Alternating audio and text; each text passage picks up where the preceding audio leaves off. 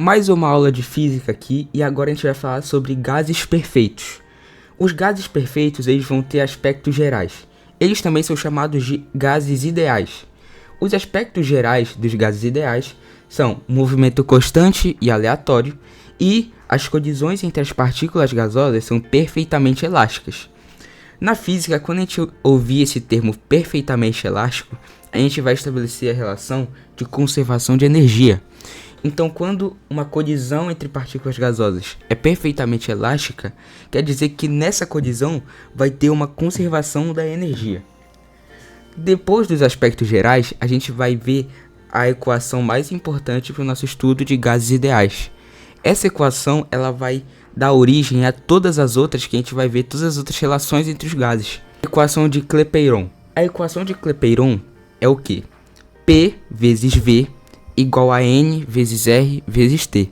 A gente vai destrinchar cada uma dessas siglas e conhecer o que cada uma significa. O P ele vai ser a nossa pressão. E a pressão geralmente vai ser dada em átomo ou no sistema internacional, que é Pascal Newton por metro quadrado. O V significa volume. O volume ele vai ser dado na maioria das vezes em centímetro cúbico, litro, que é decímetro cúbico, né? E metro cúbico. O N significa o número de mols. O número de mols, quando a gente ouvir número de mols, a gente vai pensar na quantidade de gás.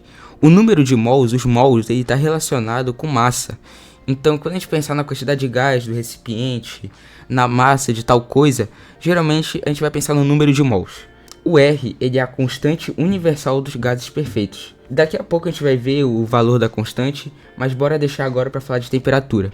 A temperatura nos cálculos de gases ideais, a gente vai transformar ela sempre vai ser em Kelvin. Falando da constante R, o valor da constante vai ser dado por R igual a 0,082 átomos litro por Kelvin mol, ou por R igual a 8,31 joules por Kelvin mol.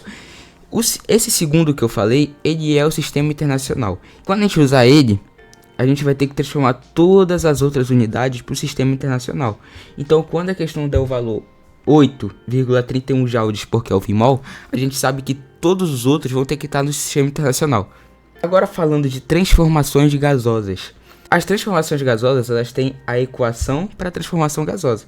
Essa equação é dada por P0 vezes V0 sobre N0 vezes T0 igual a PF vezes VF sobre NF vezes TF. O que cada coisa significa? Como assim P0 vezes VF? Isso significa valor inicial e valor final. Quando a gente vê na física P0, V0, pressão inicial e volume inicial. PF e VF é pressão final e volume final. O F e o 0 significa inicial para o 0 e final para o F. Porque de onde é que surgiu essa equação? Usando a equação de Clapeyron, dá pra gente deduzir isso. Por exemplo, assim, P vezes V igual a N vezes R vezes T. Vai passar o N vezes R vezes T dividindo o P vezes V. Como a constante R ela é constante, então a gente pode cortar ela. Então vai ficar P vezes V sobre N vezes T igual a PF vezes VF sobre NF vezes TF. Agora, se o N for constante, o número de mols, a gente pode cortar ele também. Então, vocês podem fazer pelo P0 vezes V0 sobre T0 igual a PF vezes VF sobre TF. Agora, de novo, sobre a temperatura, é importante guardar. A temperatura sempre vai ter que ser dada em Kelvin, em grau Kelvin. Depois da equação de transformação gasosa, a gente vai ter a equação de misturas gasosas. A equação de misturas gasosas ela também é muito simples. A gente vai ter P1 vezes V1 sobre T1 mais P2 vezes V2 sobre T2 igual a PM vezes VM sobre TM. Como assim? A gente tem uma mistura gasosa, certo? Uma mistura gasosa ela precisa de dois gases. Para ser uma mistura precisa de duas coisas diferentes. O P1 vai ser o nosso primeiro gás, o 1, e o P2, o 2, vai ser o nosso segundo gás. Então, somando esses dois gases perfeitos, a gente vai ter o PM vezes VM sobre TM. PM, VM e TM significa o quê? Pressão da mistura vezes volume da mistura sobre temperatura da mistura. Então, o sufixo M vai significar a mistura. Então, quando a gente tiver uma mistura gasosa, a gente vai somar os dois usando a mesma equação lá das misturas da transformação gasosa. Agora, casos particulares de transformações gasosas. A gente vai ter o caso particular de N constante. A gente tem que guardar esses nomes aqui.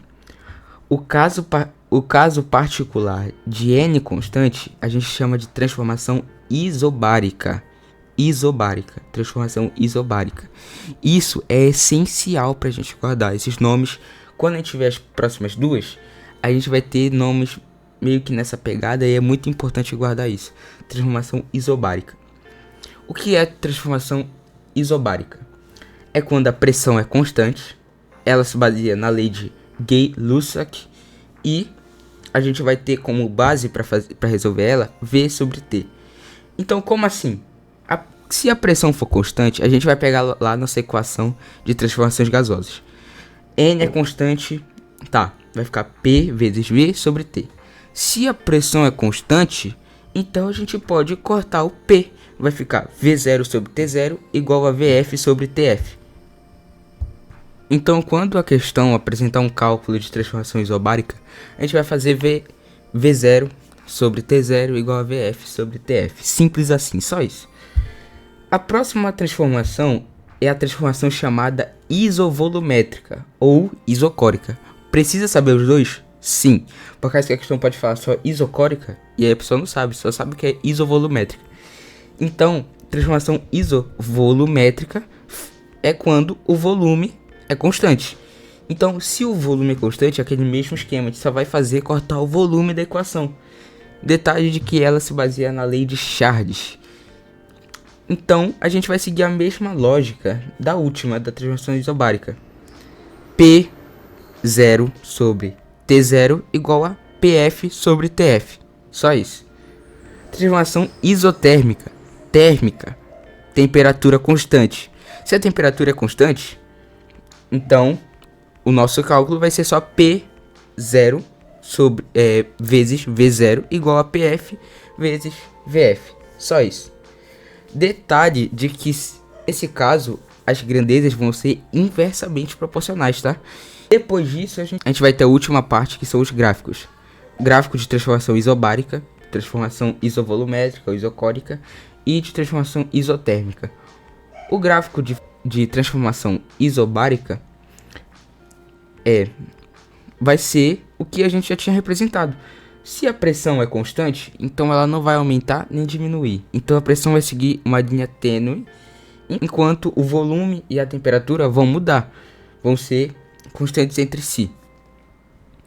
Transformação isovolumétrica ou isocórica, mesma coisa. Transformação isovolumétrica, volume é constante, o volume não muda. Então a única coisa que vai mudar é a pressão. Aqui, ó, dá pra ver que a pressão tá subindo, ó, de 1 para 2, mas o volume tá a mesma coisa.